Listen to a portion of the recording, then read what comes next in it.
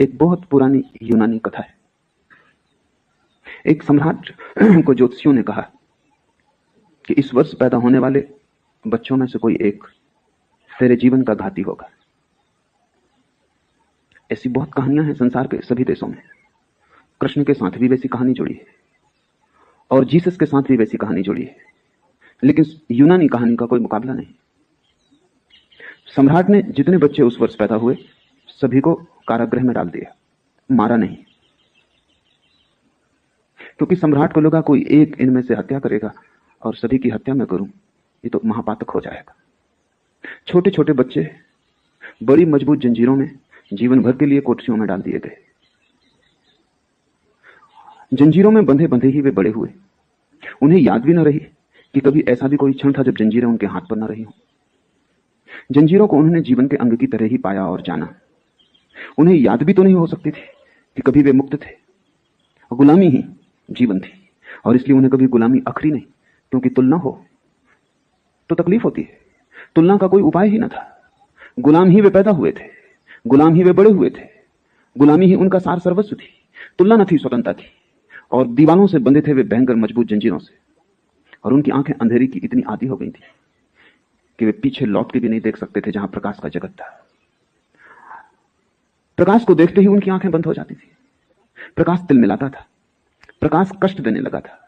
अंधेरे से इतने राजी हो गए थे कि अब प्रकाश से राजी नहीं हो पाती थी आंखें। सिर्फ अंधेरे में ही आंख खुलती थी, प्रकाश में तो बंद हो जाती थी। तुमने भी देखा होगा, कभी घर के शांत स्थान से भरी दोपहरी में बाहर आ जाओ, आंख तिलमिला जाती। छोटे बच्चे पैदा होते हैं, 9 महीने अंधकार में रहते हैं मां के पेट में, प्रकाश की एक किरण भी वहां नहीं पहुंचती। और जब बच्चा पैदा होता है तो ना समझ डॉक्टरों का कोई अंत नहीं है। जहां बच्चा पैदा होता है अस्पताल में, वहां वे इतना प्रकाश रखते हैं कि बच्चे की आंखें तिलमिला जाती और सदा के लिए आंखों को भयंकर चोट पहुंच जाती।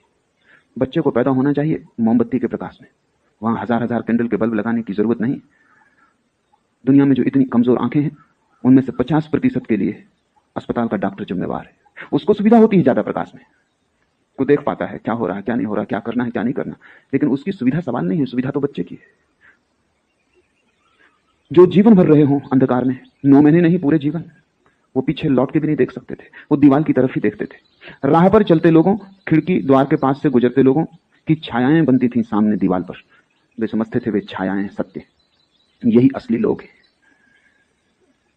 उस छाया को ही वे जगत समझते थे। छाया के इस जगत को ही हिंदुओं ने माया कहा है। असली तो दिखाई नहीं पड़ता, असली का प्रतिबिंब दिखाई पड़ता है। असली को देखने के लिए आंख चाहिए, समर्थ आंख, जो प्रकाश में खुल सके, जो सूरज के आमने सामने हो सके। अंधेरी की आदि आंख सत्य को नहीं देख सकती। सत्य ढका हुआ नहीं है, सत्य तो प्रकट है, उगड़ा हुआ है। तुम्हारी आंख कमजोर है और सत्य को न देख पाएगी। धीरे धीरे उन्होंने पीछे लौट कर देखना ही बंद कर दिया। पीछे लौट कर देखने का मतलब ही था आंख में आंसू आ जाएं। वो पीड़ा का जगत था। तुमने भी सत्य को देखना बंद कर दिया है, और जब भी कोई सत्य तुम्हें दिखा देता है तो पीड़ा होती है। आनंद जन्मता नहीं, कष्ट ही होता है। जब भी कहीं कोई सत्य कह देता है तो कष्ट ही होता है। लेकिन एक आदमी ने हिम्मत की, क्योंकि उसे शक होने लगा। ये छायाएं छायाएं ही हैं, क्योंकि इनसे बोलो तो ये उत्तर नहीं देती, इन्हें छुओ तो कुछ भी हाथ में नहीं आता, इन्हें पकड़ो तो कुछ पकड़ में नहीं आता। एक आदमी को शक होने लगा, कोई मनीषी, कोई बुद्ध। उस आदमी ने धीरे धीरे पीछे देखने का अभ्यास शुरू किया। वर्षों लग गए, बड़ा कष्ट हुआ। जब भी पीछे देखता आंखें तिलमिला जाती, आंसू गिरते, लेकिन उसने अभ्यास जारी रखा। वो बड़ी तपश्चर्या थी। फिर धीरे धीरे आंखें राजी होने लगी, और तब वो चकित हुआ कि हम किस कारागृह में पड़े और हमने छायाओं को सत्य समझ लिया है। वो पीछे देखने में समर्थ हो गया। उसकी गर्दन मुड़ने लगी और उसकी आंखें देखने लगी बाहर के रंग, वृक्ष और वृक्षों में खिले फूल, राह से गुजरते लोग। रंगीन थी दुनिया काफी, छायाएं बिल्कुल रंगहीन थी, उदास थी। बाहर उत्सव था, छायाओं में कोई उत्सव पकड़ में नहीं आता था। बच्चे नाचते गाते निकलते थे, छायाएं तो बिल्कुल चुप थी। वहां वाणी न थी, वहां मुखरता न थी। बाहर पीछे छिपा हुआ असली जगत था। उस आदमी ने धीरे धीरे इसकी चर्चा दूसरे कैदियों से शुरू की। बाकी कैदी हंसने लगे कि तुम्हारा दिमाग खराब हो गया, हम तो सदा से यही सुनते आए हैं कि यही सत्य है जो सामने है, और हम तो पीछे मुड़ के देखते हैं तो कुछ दिखाई नहीं पड़ता सिवाय अंधकार के। जब आंख बंद हो जाए तो सिवाय अंधकार के कुछ भी दिखाई नहीं पड़ता। जरूरी नहीं है कि अंधकार हो सकता है सिर्फ आंख बंद हो जाती हो, लेकिन दोष कोई अपने ऊपर कभी लेता नहीं। तो कोई ये तो मानता नहीं कि मेरी आंख बंद हो सकती है इसलिए अंधकार है। लोग मानते हैं अंधकार है इसलिए अंधकार है। मेरी आंख और बंद हो सकती है, ये कहीं संभव है? हम अपनी आंख तो सदा खुली मानते हैं, अपना हृदय तो सदा प्रेम से भरपूर मानते हैं, अपनी प्रज्ञा तो सदा प्रज्वलित मानते हैं, अपनी आत्मा तो सदा जागृत मानते हैं, और यही हमारी भ्रांतियों की जड़ है। फिर कैदियों की संख्या बहुत थी, वो अकेला था। लोकतंत्र कैदियों के पक्ष में था, बहुमत उनका था, और उन्होंने कहा कि अगर ऐसा ही है तो सबकी सलाह ले ली जाए। एक भी मत मिला नहीं उस आदमी को, और लोग खूब हंसे और खूब मजाक की उन्होंने। धीरे धीरे वो उस आदमी को पागल मानने लगे। वही कबीर कह रहे हैं, सगरी दुनिया भई सयानी, एक मैं ही बौराना। उस आदमी को अगर कबीर का पद याद होता तो उसने भी कहा होता, सब लोग सयाने, सिर्फ मैं एक पागल हूं। और सिर्फ वो एक ही सयाना था। लेकिन जहां अंधों की भीड़ हो वहां आंख वाला पागल हो जाता है, जहां मूढ़ों की भीड़ हो वहां बुद्धिमान पागल हो जाता है, जहां बीमारी ही स्वास्थ्य समझी जाती हो वहां स्वस्थ आदमी का लोग इलाज कर देंगे पकड़ के। स्वाभाविक है, क्योंकि लोग अपने को मानदंड समझते हैं। और फिर जब बहुमत उनके साथ हो, बहुमत नहीं सर्वमत उनके साथ हो, उस एक आदमी को छोड़ के सभी उनके साथ थे, तो संदेह भी कैसे पैदा हो। लोग हंसे, मजाक की, उसे पागल समझा, उसका तिरस्कार किया, उसकी उपेक्षा की। धीरे धीरे लोगों ने उससे बातचीत बंद कर दी, क्योंकि वो बेचैनी पैदा करता था। बेचैनी पैदा करता था क्योंकि कभी कभी संदेह उनके मन में भी उठाता था कि हो ना हो, कहीं ये आदमी सच ना हो। क्योंकि अगर ये आदमी सच है तो उनकी पूरी जिंदगी बेकार गई। बड़ा दांव है, ये आदमी गलत होना ही चाहिए, नहीं तो उनकी पूरी जिंदगी गलत होती। और कोई भी आदमी नहीं चाहता कि उसकी पूरी जिंदगी गलत सिद्ध हो, क्योंकि इसका अर्थ हुआ तुमने यूं ही गंवाया, तुमने अवसर खो दिया। तुम मूढ़ हो, अज्ञानी हो, मूर्छित हो। अहंकार ये मानने को तैयार नहीं होता। अहंकार कहता है मुझसे ज्ञानी और कौन, मुझसे समझदार और कौन। ऐसे अहंकार रक्षा करता अज्ञान की। अहंकार रक्षक है अज्ञान के ऊपर। उसके रहते अज्ञान का किला पराजित ना होगा, तोड़ा ना जा सकेगा। धीरे धीरे उन्होंने उसकी उपेक्षा कर दी, क्योंकि उससे बात करना भी बेचैनी थी, क्योंकि वो हमेशा रंगों की बात करता। रंग उनमें से किसी ने भी देखे न थे। वो हमेशा पीछे चलने वाले संगीत की बात करता, संगीत उनमें से किसी ने सुना न था।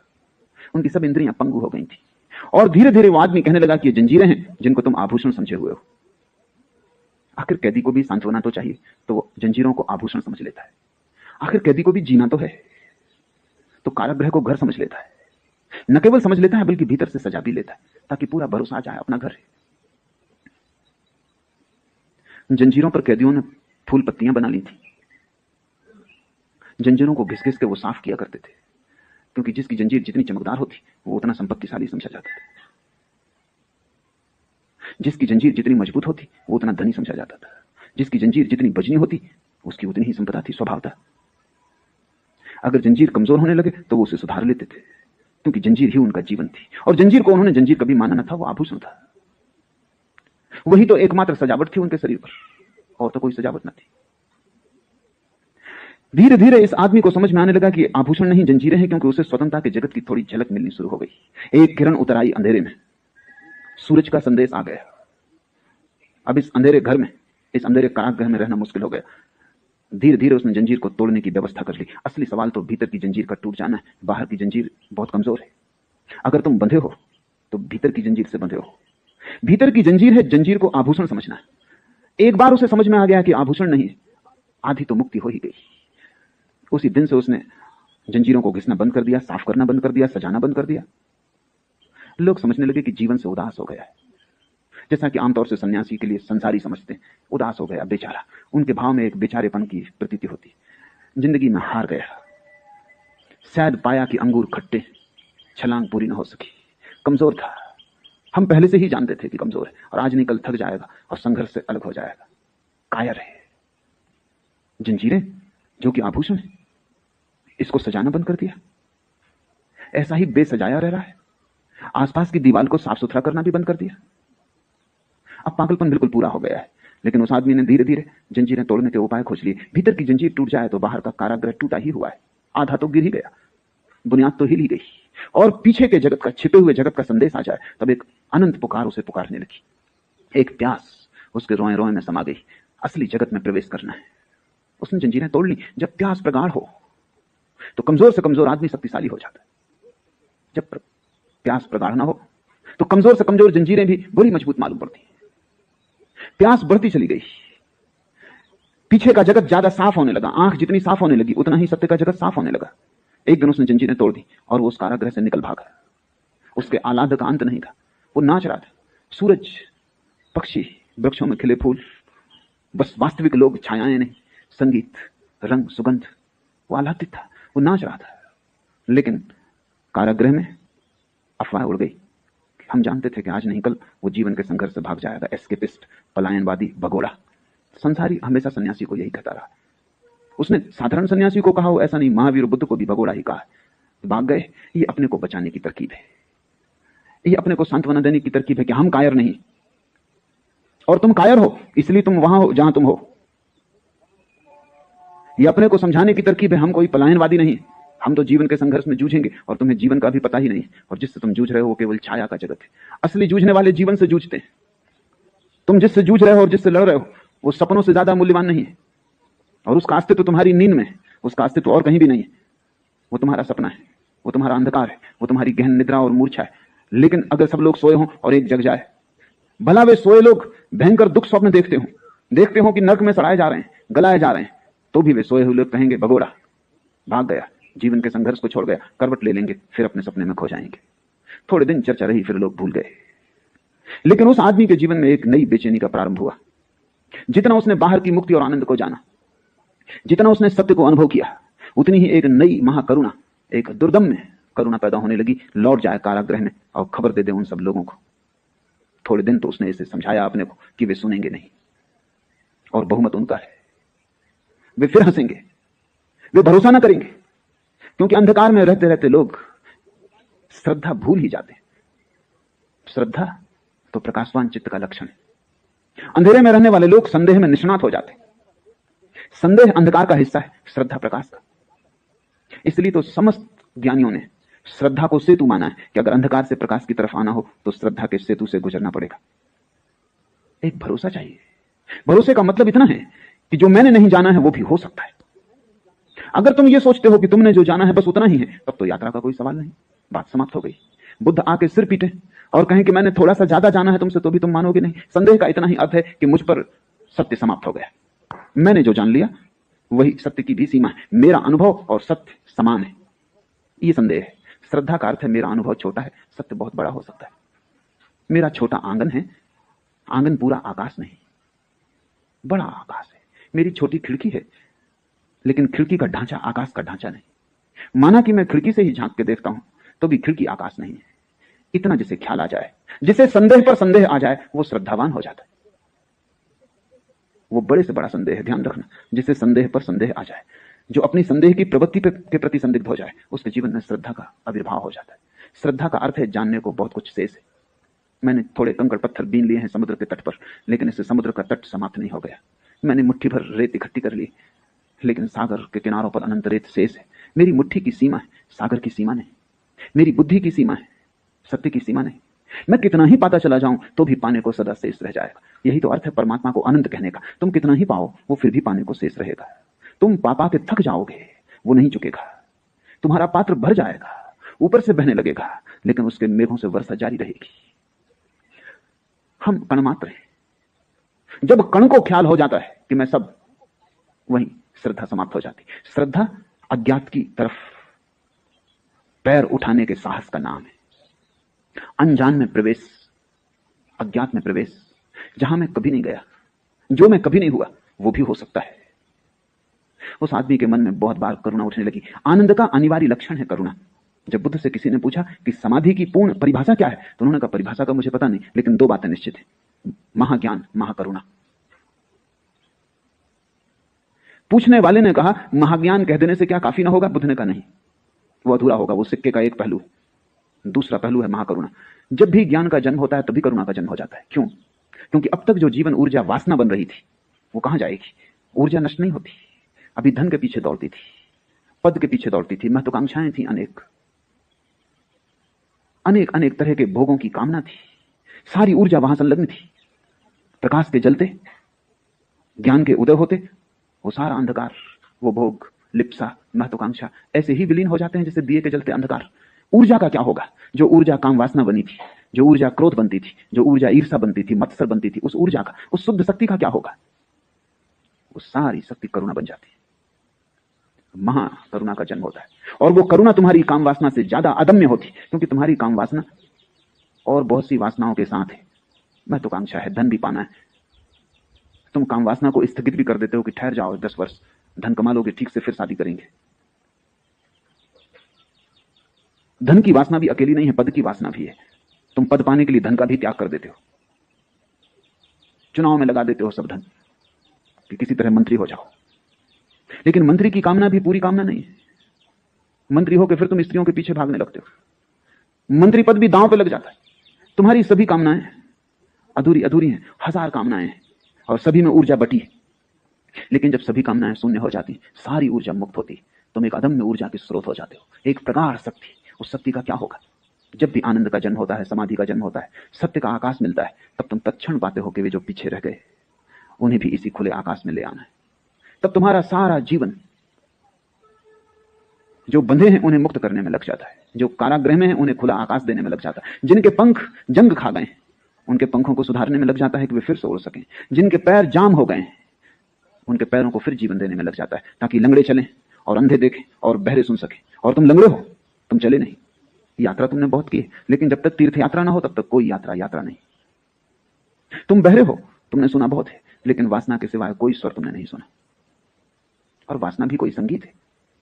वासना तो एक शोरगुल है जिसमें संगीत बिल्कुल ही नहीं। वासना तो एक विसंगीत है जिससे तुम तनते हो, चिंतित होते हो, बेचैन परेशान होते हो। संगीत तो वो जो तुम्हें भर दे उस अनंत आनंद से, जहां सब बेचैनी खो जाती, जहां चैन की बांसुरी बजती है, और ऐसी बांसुरी कि उसका फिर कभी अंत नहीं आता। तुम अंधे हो, तुमने बहुत कुछ देखा है, लेकिन जो देखा है वो सब ऊपर की रूपरेखा है, भीतर का सत्य तुम नहीं देख पाते। शरीर दिखता है, आत्मा नहीं दिखती। पदार्थ दिखता है, परमात्मा नहीं दिखता। दृश्य दिखाई पड़ता है, अदृश्य नहीं दिखाई पड़ता। और अदृश्य ही आधार है दृश्य का, परमात्मा ही आधार है पदार्थ का। और आत्मा के बिना क्षण भर भी तो शरीर जीता नहीं। इधर उड़ गया पंखी, उधर शरीर जलाने को लोग ले चले, फिर भी तुमने सिर्फ शरीर देखा है और आत्मा नहीं देखी।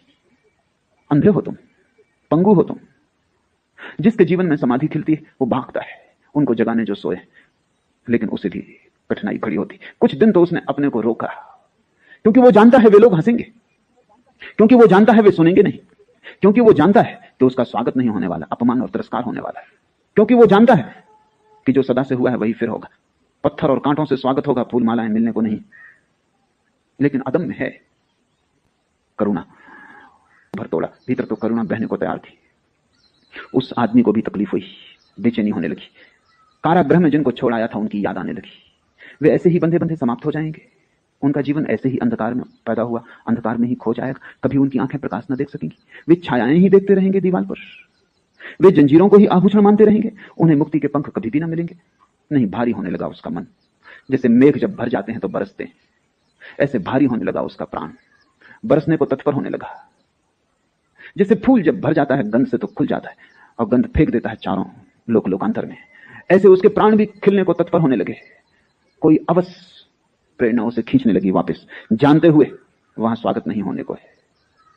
वो वापस लौट आया कारागृह में।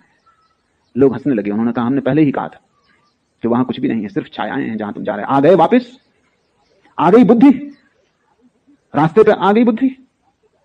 और उल्टा हमें समझा रहे थे कि हम भी तुम्हारे साथ चलें, हमें भी मूल बनाने की सोची थी। अब तो समझ आ गई, आ जाओ वापस, संभाल लो अपने आभूषणों को, यही एकमात्र जगत है। और दीवार पर बनती छायाएं ही सत्य।